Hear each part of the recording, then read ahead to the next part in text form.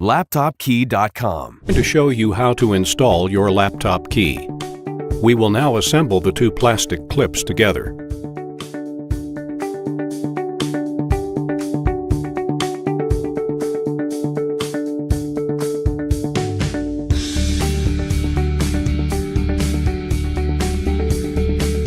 Attach the assembled plastic hooks to the keyboard.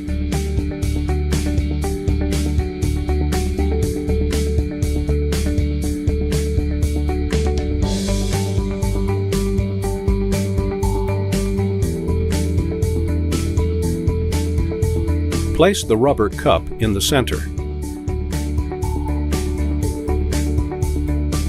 Place your keyboard key on top of the retainer clips.